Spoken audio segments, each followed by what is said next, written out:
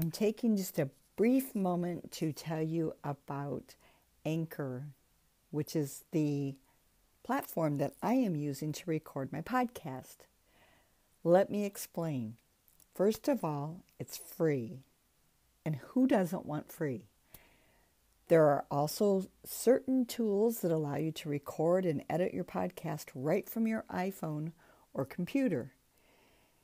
And Anchor will distribute your podcast for you so it can be heard on Spotify, Apple Podcast, and many more platforms.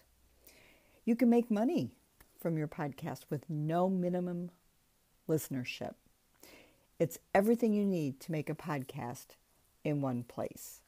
So please just download the free Anchor app or go to anchor.fm to get started and have fun doing it.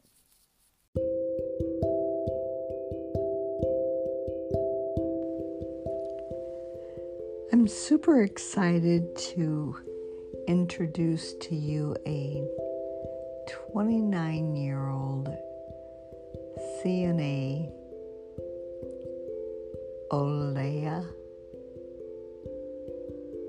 Thomas, who has had so many struggles that she just fought, and I'm so super excited for you to hear just how she did that, and hopefully she can help somebody in the future, even if it's just one person, to have the strength and the power, the willpower that she's had. So without further ado, here is Olea.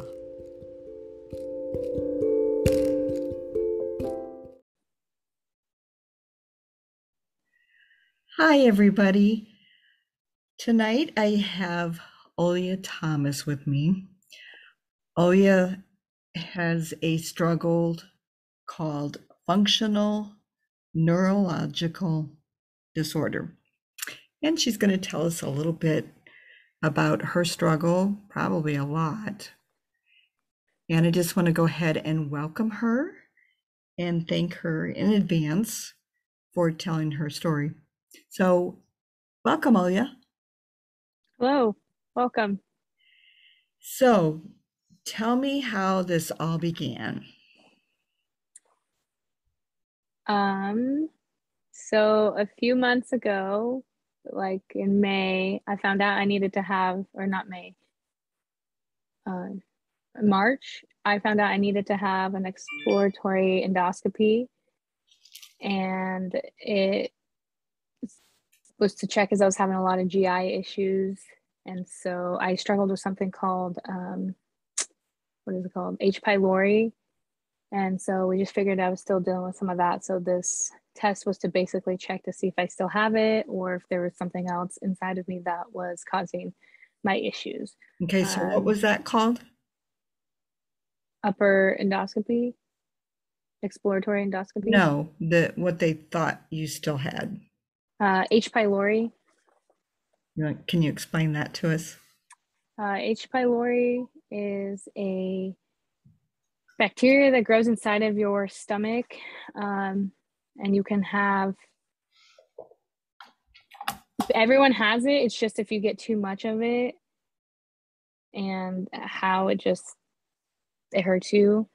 It's just a type of bacteria where germs can enter your body and live inside of your digestive tract, and after many years they kind of basically turn into ulcers sometime or affect the lining of your stomach or your intestines. So you kind of have to be careful because H. pylori can turn into a stomach cancer.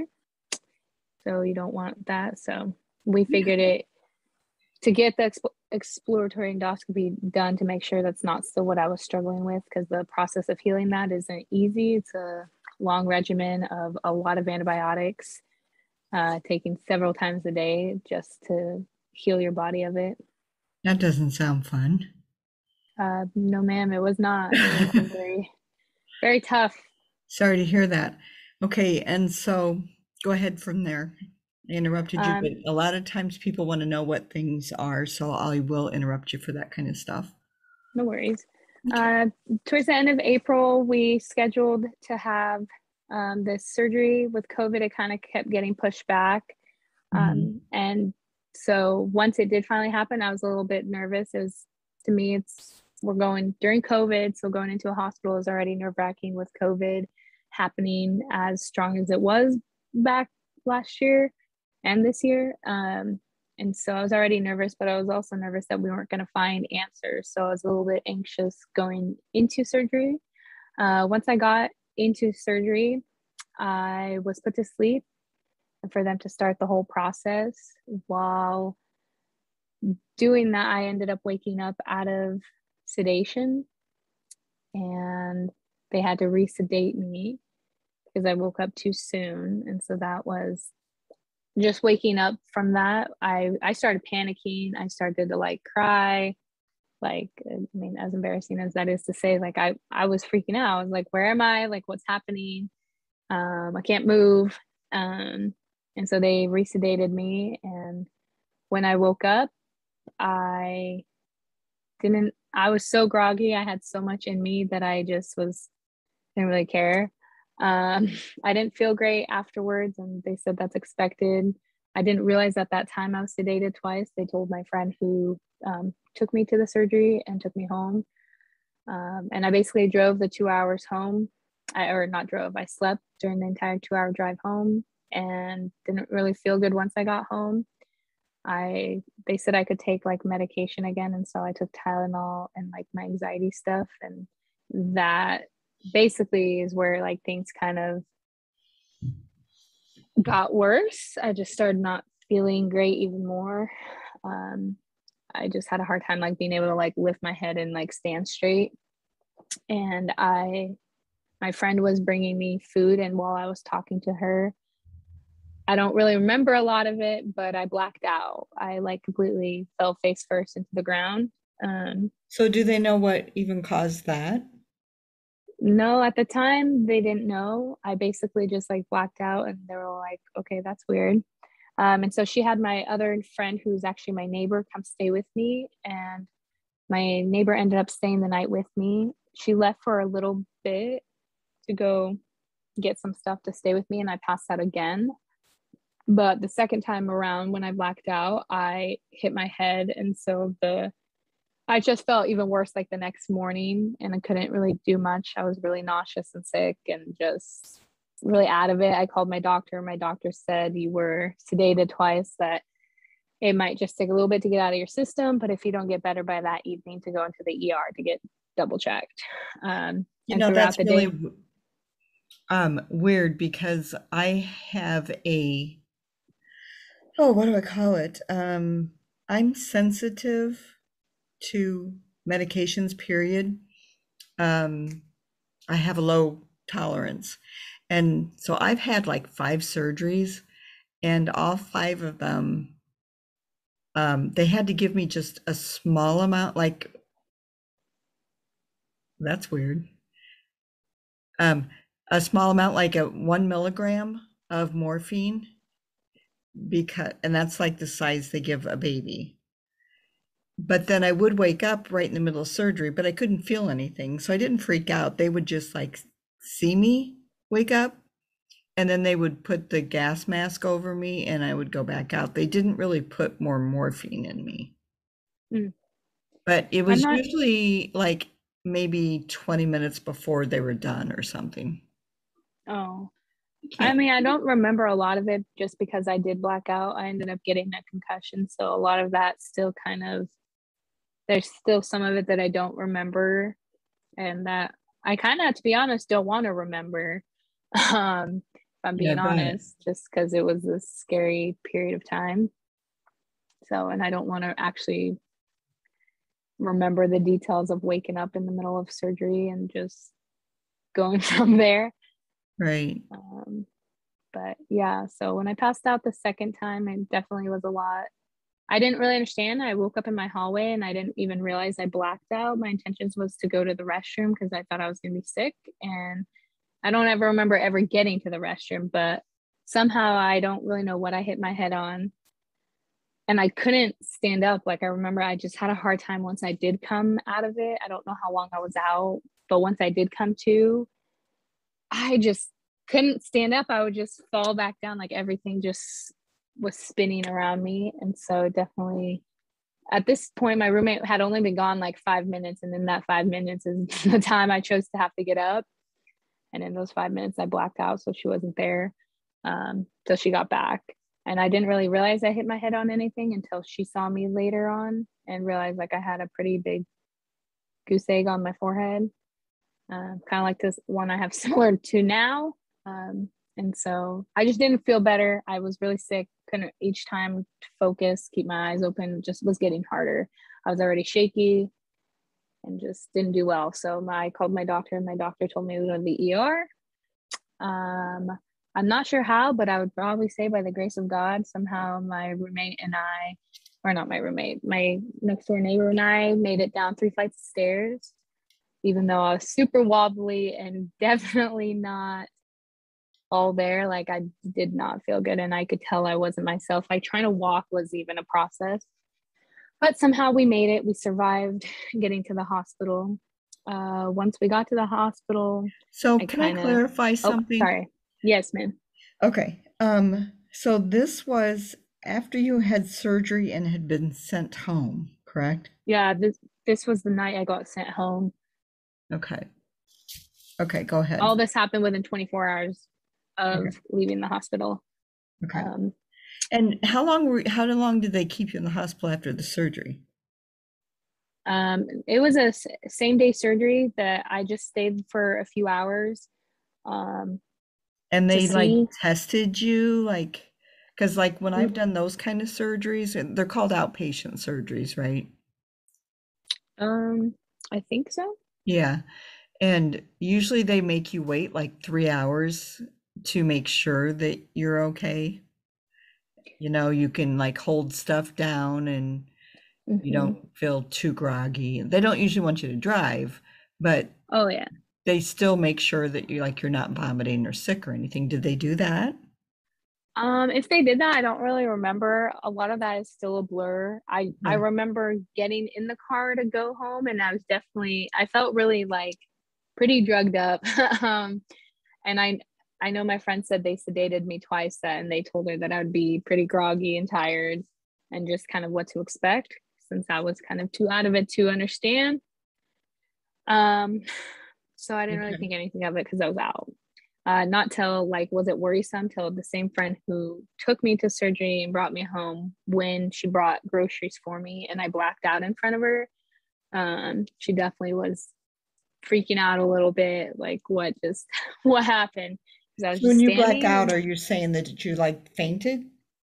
Yeah, so essentially I was standing there talking to her and then she turned her back for a slight second and then heard me hit the floor. Like I remember it was just really hard to focus, but I didn't know how to, I just assumed it was because I was on that. I had no idea that I was going to black out. But I blacked out and hit my head and I was out for a few minutes and came back to, she got me back into my room to rest. And at the time we didn't know what it was called until like once I got to the hospital, it's called a non-epileptic seizure.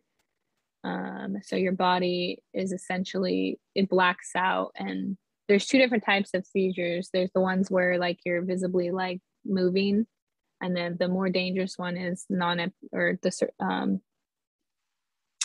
seizures where you're not moving at all, like you're present but you're like way disconnected from everything in the world.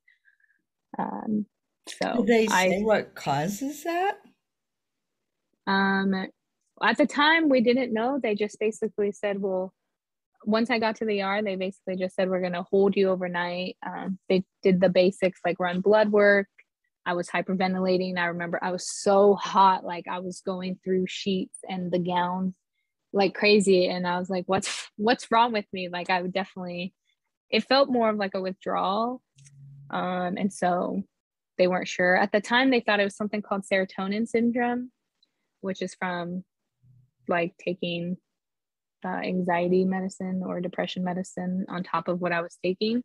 Okay. On top of the anesthesia that I was on. They thought Oh, that's what it wow. was. So they try to reverse that effect by pumping me with a whole lot of stuff. I don't even know a lot of it, what it was. I know magnesium was pumped into me, potassium, just literally everything. And I don't know, I had a hard time coming together. My heart rate was going crazy. My blood pressure was really low. And so I was just trying to figure out what happened and how much I could recollect. Once I So, was there, I just kind of got worse. I started to, I don't know if it was because I was hyperventilating or just because my body was failing. I lost feeling in my body and in my legs, and I didn't even realize I did until a nurse bumped into my leg and said sorry. And I asked her why she said sorry. She said, because I bumped you. And I told her I didn't feel anything. And when she lifted the cover over my legs were kind of stuck in an upright position. It was like my legs were pointed upward. wow. And so my legs were just so stiff, and them just pressing on it. Like it was, my legs wouldn't do anything. And so by that point, they're like, we're just going to admit her, hold her, keep an eye on her, make No sure. shit. Well, yeah. Oh, God. I didn't really know. I just was like, okay, cool. So my mom and my roommate, or not my roommate, my neighbor left. And shortly after that, just things really went downhill south They from there. left you? So once you're admit with COVID, we couldn't have Oh, people. that's right. That's right. They couldn't stay. Yeah. I And we just forgot this assumed it was, would be a one night thing. So my mom just was like, okay, I'll come back in the morning. Um, and then it didn't really ended up being a one night. I ended up not long after being admitted and waiting for a regular room, I ended up getting put in the ICU. And in the ICU is where I was fighting pretty much for my life. At that point, I had lost full function of my legs. I couldn't really walk. I didn't really realize I couldn't walk. Nothing, like everything was failing me. My asthma got really bad. I mean, it wasn't good. I don't recollect a lot from that, but I know that the bits and pieces I do know, I realized, like, I don't know if everyone knows what a bedpan is, but in the hospital, when you can't use the restroom yourself, they right. give you a Yeah. bedpan. Right. Well, I didn't realize why I was even using a bedpan. At that point, I was like, wow, this is pretty embarrassing. So I hadn't come to terms of what was happening, because I was pretty knocked out or not knocked out, pretty out of it. But I was really sick. I was throwing up. I was just so hot, like nothing just was working. Like my temperature was out of whack. My asthma was not great. I started failing. And the only thing I remember from being in the ICU is I remember hearing the nurse tell me, or tell my family, to please come back, that she might not make it through the night. Wow. And that's all I remember. And the next thing, like, I was sleeping after that or whatever. I don't remember people coming into the ICU room. With COVID, you're ideally not supposed to, but there's Well, special if you're circumstances going to if you say are goodbye, dying. I think if Yeah, you're going to say for goodbye, they'll sure. let like one person at a time or something go in. Yeah, I don't know how many they allowed, but they definitely let me finally, or they let my family in, and a couple of my friends. And And did you wake up when they were in there?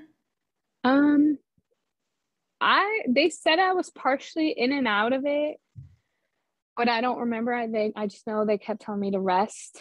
I definitely was a hot mess express in It tears, because sounds like I didn't really understand what was happening, and to see the reaction on my family's faces, them crying, concerned me. I was like, what's actually happening? None of it really came to terms with me until like a few days later, when they finally said, we're going to actually transfer you to a different hospital, um, a hospital that was 2 hours away from me that specializes in neurology. And at this point, I'm finally starting to get some, like, enough consciousness to kind of be able to be coherent, to understand what people are saying. I didn't okay. really understand why I was being like getting ready to be transported, or why I was being transported. I'm like, what what just happened? Like, if I don't know, honestly felt like a kind of like a movie reel, like living outside of your body, out of body experience. So it was weird when they told me I had to go to Spokane. I was a little nervous. So now this is a hospital that specializes in neurology? Yeah, so this hospital has so the town I was staying in is a pretty small town, and if there's anything pretty serious or anything, we have special T people, like if we have to see specialists, they're up in Spokane at a bigger hospital Okay. where they can handle that kind of stuff. So I it wasn't until that day where I realized something's really wrong, but I didn't understand. I kept telling my mom, like, let me just get in the car with you and we'll go. And she's like, dude, you can't walk. Like, I wasn't really processing that. And not till then did fear kind of hit me and realize, oh, I'm getting transported on an ambulance. And I was like, what? Why? Like, I had no idea. Not till I got to Spokane did I kind of really understand what was happening. They were keeping my family informed. And if they told me anything, it was it was in one ear, out the other. Not till I got to Spokane, until the neurologist there saw me and the hospital saw me, did I realize they're like, you can't walk, you can't play sports, like you can't So really do a whole lot of when you were stuff. just laying there or whatever, could you feel your legs? No, like they did a test. So like the first night in the ER, they were just testing my legs by like touching them and see if I could feel them. And I really couldn't. And they did the same thing once I got to Spokane, but they did it all the way from the bottom of my toe up to my upper thigh, and just took like almost like a popsicle stick just to run down with. And they had my eyes closed and they're like, can you feel this? Which leg are we touching? Like, do you feel us poking? And it was basically yes or no questions, and all of them were like pretty much no for me. And So, I'm thinking then that there was something in your brain going on that wasn't telling your legs to Mhm. move. Yeah, so basically once I didn't have feeling in my hands either. My hands were like tingly, but I could semi feel. They just felt really funny. So once I got to Spokane, they ran a lot more tests on me. I had another EKG done. I had a EGG, which is basically like a brain scan to Right, check for seizures. right. Um, I had X-rays, MRIs, like the whole nine. Yeah. Just everything that they could test, just to make sure that they're covering all their tracks, to make sure it isn't something else before they made a diagnosis. But That must have been really scary having all yeah. this go on and not being able, stupid COVID, but not And being yeah, able to have anybody with you and yeah, holy with cow. COVID, it made it hard. I could only have one person, and whoever comes has to be the only person that comes. Right. And my mom was at the other hospital with me, and that it was the first time I realized something wrong. And I would say I have a pretty, I wouldn't say I cry a lot, but that definitely hit in. And just see the concern. I was nervous that I wasn't going to see my mom before I got put in an ambulance and sent to a different hospital that I know nothing about. And so I was scared. And to see my mom for that like quick second, fear really kicked in. I'm like, what's happening? And to see the fear in her eyes, I knew something wasn't right, but I didn't really know. So once I got to Spokane, it was nice to be able to have her. She could stay because I was no longer in the ICU. I got put up on the neuro floor, which is at our hospital. It's not the hospital I work for. It's considered the eighth floor. It's where any kind of neurological problem is where you go for that. That's the floor that really manages that. Right. So once she got there, the doctors kind of sat down and explained what they think it is, and kind of asked me a basic questions like, what's wrong? Like, do you understand where you're at? Do you know you can't walk?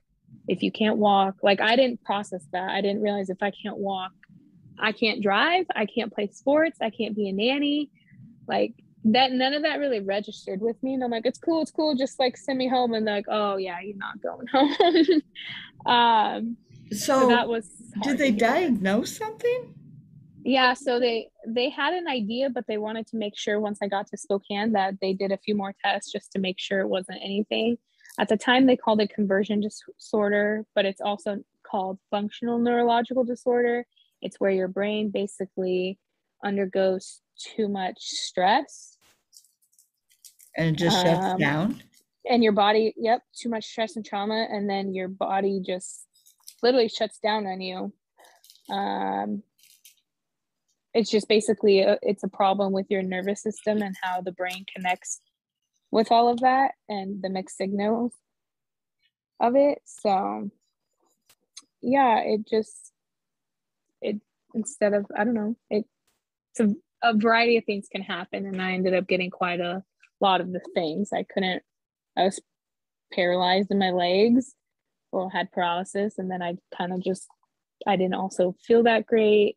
I don't know, my body literally shut down. So it was learning how to take care of everything took some time. But yeah. Okay, so what did they end up doing for everything?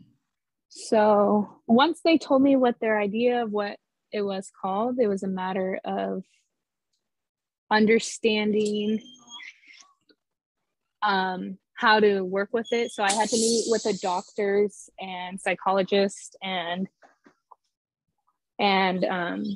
meet with therapists and family and kind of just go over what happened essentially. And besides the surgery, was there any other stuff that was happening in my life? Which there was in the process during this. I was going through another pretty big trauma that I'm still going through. And so that took, between that and this hospital waking up in the middle of surgery, they called it like a perfect storm. And my body just had enough, and it was like, we're done. And so, But then, was it medications they were giving you that started bringing you around, or just your body starting to heal again? a little bit of both. It was trying to fix the things that we could. It was essentially like, especially in the ICU, was pinpoint what is the problem and take care of each one individually to be a bigger thing. So if they could handle one, then they can handle the rest. And so if they could figure out my heart rate, then they're like, okay, now let's fix her. Like my asthma wasn't great. They're like, what's causing that? Like, just, they took care of it basically individually, until I could be well enough. And once I got to Spokane, I was put on heart monitors and all these little things so that they could keep an eye that if I did end up blacking out again, and essentially if I had a seizure, that they could monitor it. And so some of the things they intentionally, like I did a EEG or whatever it's called, where they check your brain. So they intentionally put strobe lights on you to see if Right. your brain will have a seizure. Yes, And to that's just, awful. oh, I hated that part. I hated laying there in the dark and having lights flashing at Right. me and tripping my brain out. And I know that was the point, but it was really Right. hard to And see that. plus, it's scary knowing going, oh, well, I might have a seizure. Yeah. So that to me would be putting stress on you right there. For me, it was more of, I didn't quite understand, like, if I can't walk, I can't do all these things. And they're like, you also need to like eat. Like when I got to the first hospital, I realized my levels were really low. And so they're like, you need to eat. I found out I have something called hypoglycemia, Right. which means if I'm not eating constantly, that could Your contribute to sugar my, level drops. yeah. But in the hospital, I couldn't keep anything down. And so once I got to the new hospital in Spokane, their goal was to basically take care of the little things and at least get me. So in order to make me feel better and get medicine, I needed to have food or something that I could keep down. So they did pretty good on trying to get food. We started with easy stuff just to see if I could tolerate it. And You they had, start on what? like medicines. Like I had IV of like like nausea medication so that I could try to keep stuff down. Uh-huh. And so we stayed on top of like medications because I had a pounding headache from hitting my head. I was nauseous and sick and just couldn't walk either. So it was just pinpointing all that. So let me interrupt you a minute. Do you Sorry. mind if I ask how old are you? I turned 27 in July. Okay, and you are a nurse or I'm a CNA you're a now at CNA? the hospital that I ended up getting transferred to. Really? Okay. Yeah. Yeah. It's kind of funny. I now work for the same place that and work on the same floor sometimes that I was actually a patient on. Yeah, I know I'm getting a little off the subject here, but is that kind of traumatic? Does that like bring back memories when you go to work? For sure. When I first found out that that was the floor that I had to go on, at first it didn't bother me until we got up to the floor, and then everything just kind of started flooding in, and the nurses recognized me, and they were like already surprised that I was even there in the first place, let alone walking. So it was traumatizing, and so my teacher didn't make me stay up there very long. It was kind of like bits and pieces. So when Now all it's this easier to was be up going, there. I'm sorry, when all this was going on, were you working at the time? I Yeah, know not, so I know not there, but did you have a job yes, or I were was you just, working at another company called Fletcher's Engineering Laboratory Incorporation. We were basically making relays for to create power for everyone around the world. so when did you go into schooling for a CNA or did you have to? So it was actually a program that I did through the hospital. I was intending to start school in the fall. I was technically already in school doing kind of like a college prep thing to prepare me for my fall classes.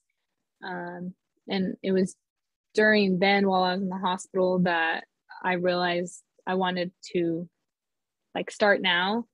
And when you come to a pretty near death experience, like everything changes. Um, and so I was like, well, this is just a shot. And while I was in rehab, I applied my last day there. Okay, so let's go back then Okay. to when everything that they had to do to get you back to normal. I Um, think the last thing we said was so they had to get you eating because you would yes, be, it's, essentially they started off with just basic needs to meet my basic needs. In order to get me to eat and drink, I had to find something that I could keep down. They wanted to make sure I wasn't throwing blood clots, so I was getting shots in my stomach every day to make sure, because I can't move and I'm not using those legs, that I don't have a embolism. And did they so, ever, I know I keep interrupting, but this is just so much. Um, did they ever figure out why you couldn't move your legs and so that's part of the the neurological? diagnosis. Yeah, part of the functional neurological disorder. It's considered a rare disease, um, But because it's so like unknown and kind of unheard of. Um, but did they know like that you would come out of that, or did they not know? Did they like um, were you given Basically, any? I just was told that FND is just, or functional neurological disorder slash conversion disorder, is a fancy way of saying like we don't really know what's happening, and that's why it's considered a rare disease, because it's not really sure of why it happens. And with it, you get motor dysfunctions, there's sensory dysfunction, episodes of altered awareness, like the non-epileptic seizures that I was having, blackouts and fainting. But the exact cause of it is really unknown. What kind of causes it? It could be a handful of things. So if they don't know anything about it, to me that would seem a little hard to um what I want to say, hard to Well, treat it's it. yeah, And but number it's so one, but number two, to give you any kind of answers as to, is this going to go away? Am I going to be like this the rest of my life? Essentially, I kind of worked with a psychologist and my therapist that I was already seeing, and doctors, and just them trying to help me like read through what there is a functional neurological disorder, and just understanding how do I live with this, that there is a chance that I could relapse and go into the same problem, but I was determined to not let that happen. And so I was like, give me everything I need to know that will make it so that I don't ever have this problem. But it could be a handful of things. It could just be like stress could cause it. Like in my case, mine was surgery. It's really just, that can be a handful of stuff that can cause it, and they're not really sure. Okay, so I know that I kept interrupting you, but No, you're good. it's a little hard to comprehend, and for those that are listening, I want them to be able to try to follow it too. So, well, a perfect website that people can go to understand it is called FND Hope. It's an organization. It's called FND Hope International, and it actually started in the England area for it. And it basically just kind of explains what it is and how people respond, like what kind of patients are there that get triggered with the onset. And it's like a list. Is it due to vaccines? Is it like head injuries like concussions? Is it accidents, non-head injuries, surgery? But the biggest thing is their thing is the unknown. Like they're not sure. Mine was just a perfect storm of the trauma that I was already in, and then I went into a surgery that I woke up in the middle of. So mine was just like the perfect catastrophe. okay. So how did you, like, when did you start being able to feel your legs again? And It took a while. I kind of got feeling pretty, I wouldn't say pretty quickly, but pretty enough that I could like, I kind of walked funny with a limp. so like when you start, did they like test your legs every day? Yeah, they tested my legs every day, and then I would do physical therapy, and physical therapy helped me from getting out of bed to just at least trying to take that first step so it can retrain. I mean, I had to retrain my brain how to learn to walk again. Okay, so I would assume that they wouldn't start that until the one day that you said, I can feel that. I can feel that. My left leg, I mean, to this day, like I don't have full feeling in, but I can walk. It was a matter for me as I watched my legs. I would look down until I was comfortable and they were comfortable, and then they had me look up so it could be like muscle memory. So I basically had to look at my legs and kind of like memory game it and be like, come on, brain, connect the leg to my brain, like the neurons, and make sure that you move, like try to move them. And I started that rehab process while I was there with working with physical therapists, occupational therapists, So regular. did you do that staying in the hospital? Yeah, until I got transferred to a rehabilitation center where they go a pretty more intensive route of therapy. And so then So you so then you went to another place, yeah, I went to another facility and it that, wasn't an outpatient. You had to stay in.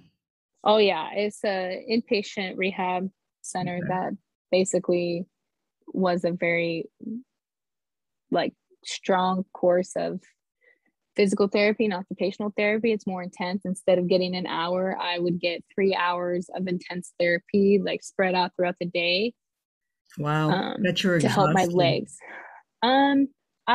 Well, a little bit, like trying to relearn to like walk and stuff, that definitely was hard and tiring, but it was more taxing and stressful on my mental health than it was on anything else, because hearing that to me sounded like it's all in your head, which it's kind of like psychosomatic, and just trying to like be like, come on brain, like I know you know how to walk, you used to walk, like do it again.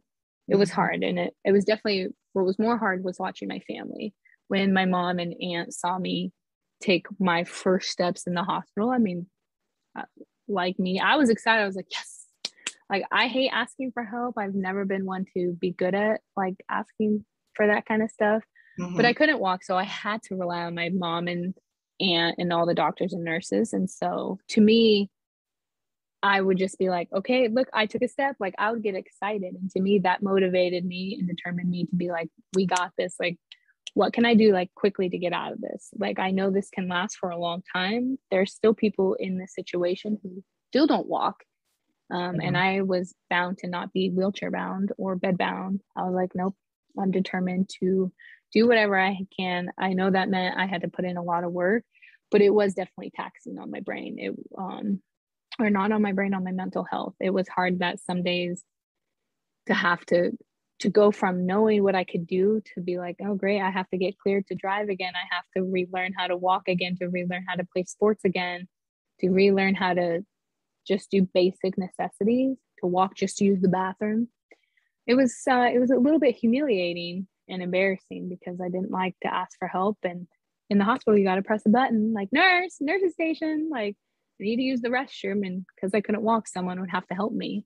Mhm. Um, and so for me, it was a lot more draining on that. And the days that I didn't have therapy, it was hard because I felt like so helpless. I'm like, well, what can I do? And I would ask the therapist, I'm like, please give me something to do on the days that I can't have therapy and that I do have to rest. Like, what can I do from my bed?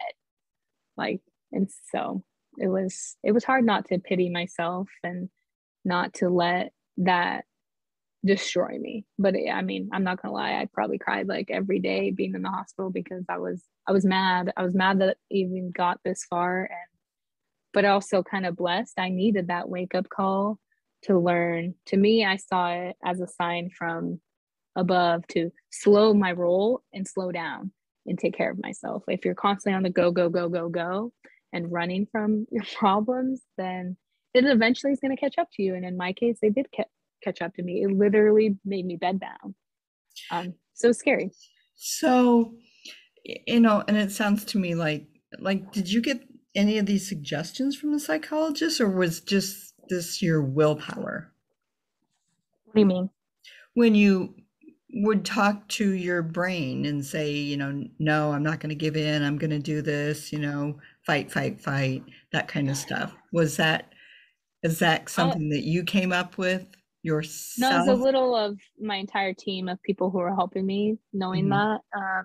My therapists were like trying to help encourage my brain to relearn the basics, like to throw a ball, to kick, like my body knows that information. I just spent the last 26 years doing it, and to have it gone completely within like a couple days um, was hard. It was just learning to read. It sounds easier said than done to tell your brain like, come on, you can move your It leg. doesn't sound easy to me.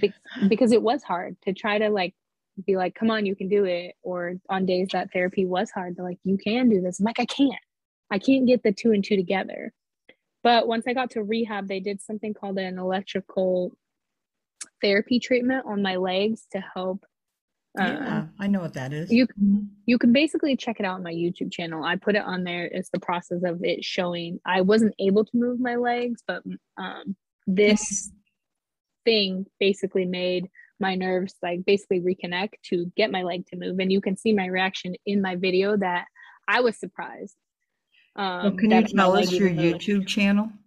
It's just my name. It's just Olia Thomas. Olya YA. Thomas. Yeah. And And if they basically look just, up your name on YouTube, it'll come up? yeah, it should pop up of a pretty zoomed in photo of me in a beach background, and that's who I am. And it Okay. should be my latest video is what it is. So do you put quite a bit on YouTube? I used to. I took a break when COVID started because it took kind of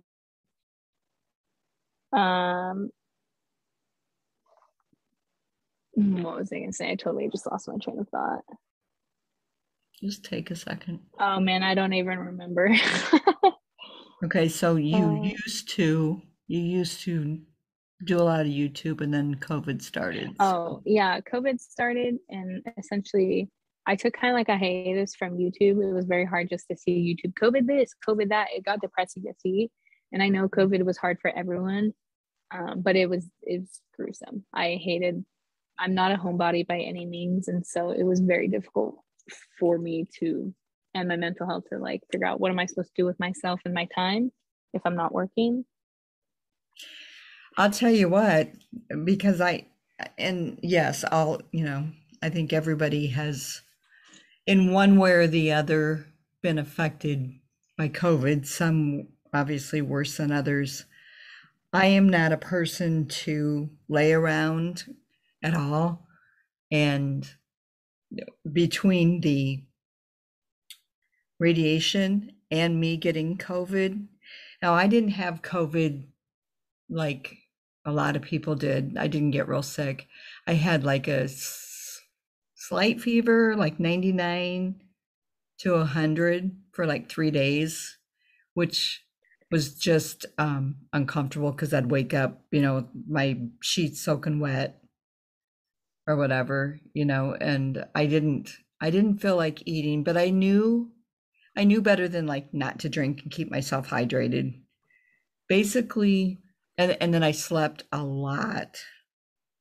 I just, my body was exhausted. And I'm sure that's part of the radiation and the COVID both put together. But I was down for like 6 weeks and was just in and out of sleeping. I'd wake up every single day. I lost more energy and more muscle. Mm-hmm. Did you lose your smell and taste? I did not. And I'm grateful for that. But I also wasn't like, I was home by myself. So my son was away at college and he couldn't come home. And my husband was on a job out of town, and the oncologist didn't want him to come home because I was so susceptible to getting other stuff. But so he was gone for a month, and my son was away at college, so I was all by myself. And my neighbors would like bring food over and put it at the door, and I've got one of those Ring doorbells, so it's videoed and it comes to my phone. So like they would ring the bell and then I could turn on the mic and the camera and see them. And then just say, "Are you okay?" And, like, yeah. And they're like, "Okay, we're going to leave this." And they would try to leave me food because they knew I couldn't even stand up in the kitchen long enough to make me something to eat. So the stuff they brought over was usually stuff that had to be heated up, but I didn't even heat it up. I had to crawl to the door and crawl with it on the floor back into the room and get back in the bed because I had absolutely no muscles, no strength whatsoever. And I think I could have very easily gone into depression. Well, one, I was too busy sleeping in between, but I just started when I started coming out of COVID after like 2 weeks. They stopped the radiation, obviously, during that. So I did have it stopped for 3 weeks, but then the tumor started growing right away. And so they had to make an exception and have me come back in. But I couldn't walk by myself. Like, well, I did because nobody was around, but like I had to walk and hold on to the wall, the table, everything close to me to get from one spot to the next. And then I'd have somebody else take me to my radiation, because obviously I couldn't drive. So I could have let myself get into depression. I did have a counselor assigned to me, and we did virtual. Oh yeah, that's basically what I've done. I've never met my counselor, my therapist face to face. I see my therapist virtually and have for the last year and a half. I think that's kind of cool though. I mean, I'm really, if I was somebody that didn't want to go out, that's the perfect solution. But since I couldn't, I still felt like I could still see her and I felt like I was like in the room with her just about. So to me, I was like, okay, well, I don't have to get up and put clothes on. I can stay in my pajamas and I don't have to put makeup on. And because Yeah. so there was some easy things about that. I always tried to find the positive thing in COVID. Yeah, and And that's what I try to essentially do in the hospital. I try to basically, I was still in school, and so I ended up having to drop one of my classes just so I could like focus on relearning the basics. And my teacher was impressed that she wanted me to drop out completely, and I was like, no, I can't be bored out of my mind sitting in the hospital bed. Like I literally have nothing better to do.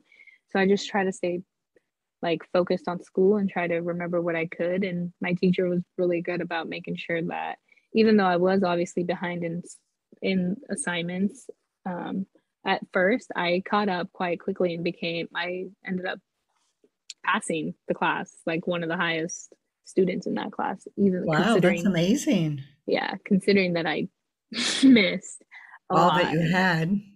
And same with like my work, they were very good about it. They checked in on me every day. They sent goodie baskets, and they're like, your job is, I mean, we'll still be here when you get back. Like if you're able to work again, like we'll figure it out. Like everyone was pretty good about working with me, and I had a lot of friends who FaceTime me every day, and because of COVID, not everyone could come. And so I FaceTime people all day long, like just so that I could stay a bay and not fall into, like you said, that like depression. It was hard. Some days I didn't want to talk to anyone, and there was, I think, a day or two where I asked for no guests. I was like, I can't do this. Like it's embarrassing for anyone to even see me that I can't walk, let alone not be able to just do things for my own. And to know I naturally have a pretty high pain tolerance, and so I usually will say I'm fine even though I'm not, and people have quickly learned Right. that saying the word I'm fine means nothing. Right. Um, to it's just, I don't know. It took me a while. That's why it took me forever to go to the hospital, because my head was hurting, but I was like, man, it's fine. It'll go away. Like, oh well, my leg, I still don't have feeling, but I learned I quickly needed to speak up Like if I wanted to today, get better, I had to ask. today you still don't have feeling? It's not that I don't have feeling, it's just kind of like that numbness and tingly, like when your foot's asleep and then you first start walking, that's the kind of feeling I have in my left leg still.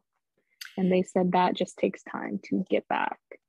And Um, there's not like any blood clots in there that's stopping the oxygen and all that from going through. It's all nope. neurological.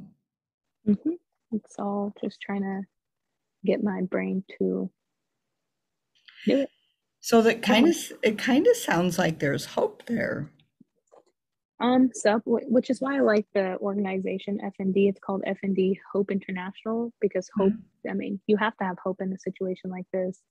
It was hard not to give up, but I was also determined. I was determined just by getting videos from the kids I nanny, from my nieces and nephews, that I needed to get back to normal.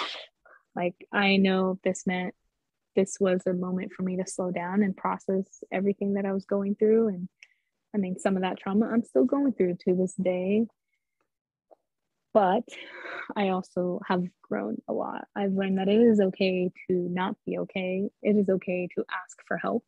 And it most certainly um, is okay to fall and to like kind of stay down there and have like get help from that. Like I didn't.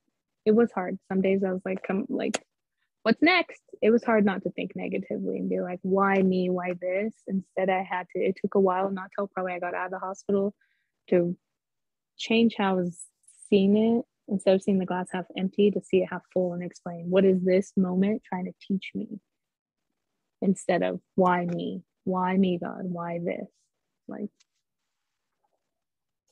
That no, sounds like a really good way to look at life, and I'm so proud of you. thank you. Yeah, I mean, I had a lot of help along the way between doctors, my family, my friends, the staff. It was great, and it's nice to know I actually now work for the same people, and seeing their reaction to watch me turn around and walk, and as quickly as I returned to walking, was, I mean, it's a miracle, to be honest. There's still people in my case who still don't have that, who still struggle, and I don't really have any more side effects. I guess the only one is I still black out. So we're trying to make sure that I'm constantly eating hourly so that I don't black out, and figuring out why my blood pressure is just so low. And they think that's part of the neurological thing too? Or do they not know? I don't think they know. We're still trying to figure out why that's happening. Isn't that, all the things that we have to, all the scientists and all the modern technology and stuff, you would think that would be something that they would just know. But I know just like my brother that passed away had two types of non-curing, fast-growing, non-hereditary brain cancer, that he didn't have any type of symptoms until just one day. He had a headache, and he was like never wanted to be sick, never had headaches. He never, had to take Tylenol or anything like that.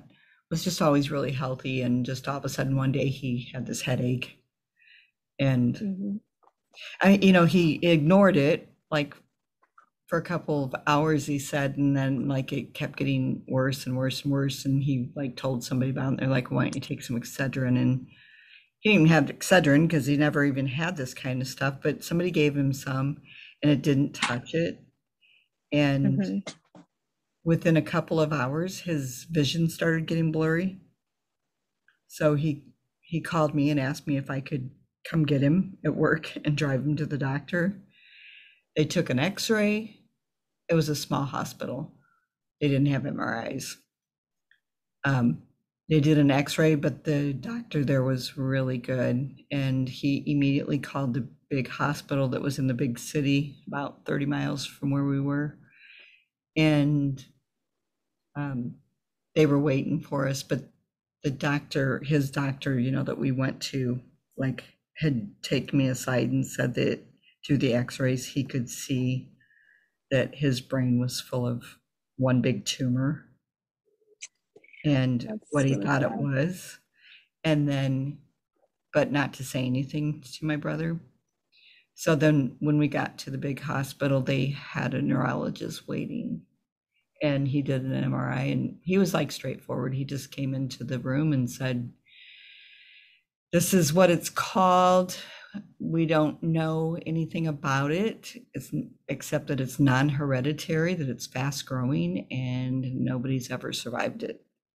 And you can live a couple days or maybe a couple weeks, but isn't that, and you're so dumbfounded when they say something like that, when they say we know nothing about it, when there's all these things, I definitely can empathize with you there. When I first heard what it was, my family heard it, we're like, what? Like, right. What do we do? It's a rare disease thing. Like, but then when somebody says to you, we don't know, that's even scarier. So, okay. So how long did all this process take to where you are today? Well,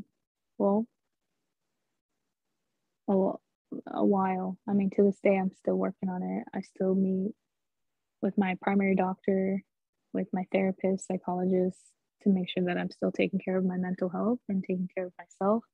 And then I see my primary doctor just a follow-ups checks to make sure that everything is still okay, and that if like something's not right, to make sure we stay on top of it, and we're just basically keeping an eye on it. Okay, so I understand that you're not completely healed or anything, but do you know a time frame that you started all this, and then up to today, or to the day that you like started walking? Do you like 1 month, 2 months? So it was April to June. I started my new job where I'm at now, June 21st. So kind of had to quickly get that ball rolling. I was walking enough, enough where I could be walking alone without supervision, but definitely with still having that problem with my leg not being fully healed. But it was enough that I could walk and stuff. And with physical therapy outside of the hospital too, I was able to and practice like with physical therapy every day and me walking every day with my neighbor. We would walk like a mile or two just so that my legs would get used to moving and doing stairs just to help myself. So it wasn't that you had lost like muscle. It was that your brain I did. talking. I legit lost muscle. I have pretty big calves and they would measure my calves every day and I hated, or every couple days or whatever. And I hated seeing them go down. Like, I mean, I lost weight sitting in that hospital bed. And me too. And that's a hell of a way to lose weight, isn't it? Yeah. Yeah, I wouldn't wish somebody losing weight to anybody by being sick or having some kind of disease or disorder or anything that they have to be laid up in bed and they can't eat and they're nauseous, and that's a horrible way to lose weight. And so yeah, I wouldn't wish that on anybody. So you really don't know today like how much longer, but you do know that you've come a long ways, right?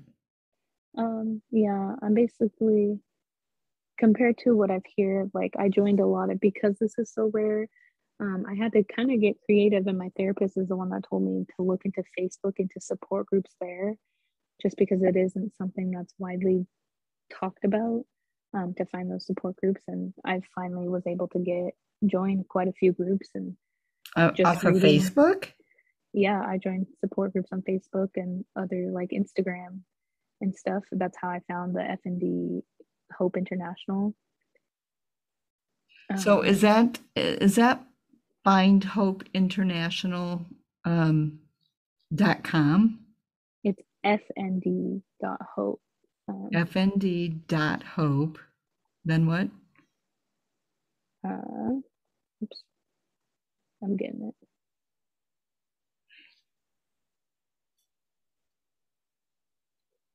fndhope.org.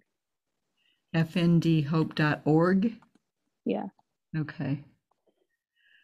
So now, who would benefit out of FND Hope? Really everyone. One of probably the biggest things was having them explain to my family essentially what happened. And because it's so unknown, it was really hard for my family and my friends to just kind of know how can we help her without making things like worse and stuff. Like in a way, it's kind of psychosomatic. So what can we do that isn't going to upset her? We want her walking again. And so it really kind of helps everyone to kind of understand a basis and what to expect. And luckily I've been blessed with knowing that like I've done a tremendously. There are people on the site who still struggle every day. And as quickly as I learned to walk, on average, it usually takes like 6 months to a year, is what I've been told through these groups. And I did it within a couple months. I was determined I didn't want a label on me. Be like, oh, yep, she has that. And I was like, no, I'm not going to let this affect me and control my life. So in ending this, I just want to say to you that, I mean, you are humble and you are giving a lot of credit to doctors and nurses and therapists and all those things, but don't please forget to give yourself credit, because if you didn't have that will, this wouldn't be happening. You actually are doing the work, even though you have people encouraging you. You could just give up, or there's so many people that say, I don't feel like doing that, or I don't want to do that. You know what I'm saying? It's almost like somebody that's an addict of some sort.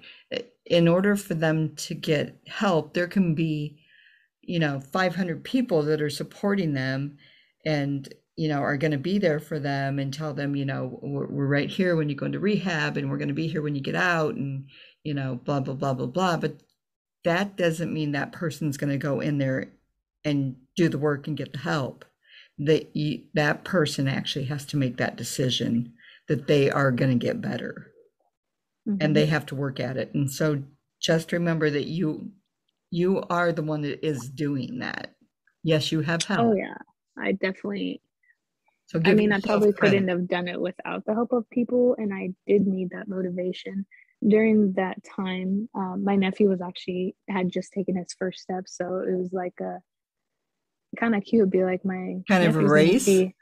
Yeah, it was like my nephew's learning how to take his first steps, and he looks more gracious than I do, and Oh, I'm learning to rewalk for a second time. And so it was kind of motivating to be like, I want to be able to hold my nephew and be able to do that. I had the help of other people motivating me, like, Nini, Ola, come on, I want to play soccer with you again. I'm like, oh, babies. Like, it's just hearing that helped me stay afloat and realize I do want this. Because if, like you said, if you don't want this, you're really not going to get better. And I right. did not want to be stuck in hospital bed because one, it's expensive. Two, it's boring, and three, it's hard. Right. It's taxing. Okay, well, listen, I want to thank you so much for doing this with me. I know it had to be hard to talk about it, but hopefully there's somebody out there, and even if they don't have the same disorder, that they can get some motivation from what you've talked about. That's my hope. That's Yeah, why me we're too. called I life hope people, struggles. Pardon yeah, me? I hope people can take what the experience I have and by researching it themselves and just hearing other stories. Like I mean, there's a gal I follow on TikTok who has this and she's still struggling with it. And it's just nice to be able to support one another and make us feel like we're not alone because it is considered rare and there is not a lot of people with it. So it's nice to be able to work together and work through the community that we have and ask questions like, is it normal? Did anybody else feel like this before they blacked out? Or does anyone still to this day have like side effects? So it's nice to have that community. Right. So in ending this, where can people follow you on Instagram? People can follow my Instagram user, which is ola.thomas. Can you spell it Um, for everybody? yeah, it's OLYA. Um, oh, so there's no dot. It's OLYA and then my last name THOMAS. And it's the same with my Twitter. It's Ola Thomas 14 though. I'm And sorry, what YouTube was is just Twitter? my Twitter one is just Ola Thomas 14. 14. Mm-hmm. And then Okay. YouTube is just Ola. It doesn't matter how people say it, Thomas, but we already gave that one out. Okay. And Yeah, it's, I'm I mean, just going over at the end. it's the same for every social media, TikTok, Instagram, Twitter. Well, no, Twitter's got the 14 on it though. Yeah. Okay. Okay. And did you want to on TikTok? What did you say it was? Just Ola Thomas? Mm-hmm. Okay. And did you want them to follow the other girl that you found? I don't know her username by name, but if I do get it, I can definitely reach out. Okay. All right. Well, good luck with everything that you're doing and keep in touch with me. I'd love to hear your progress and maybe, you never know, we might have a part two with some exciting stuff. Not that this isn't really exciting, this is enlightening. But Mm-hmm. maybe we'll have some exciting stuff to talk about. Yes, ma'am. All right. Have a good night. Thank And you. thank you again so much.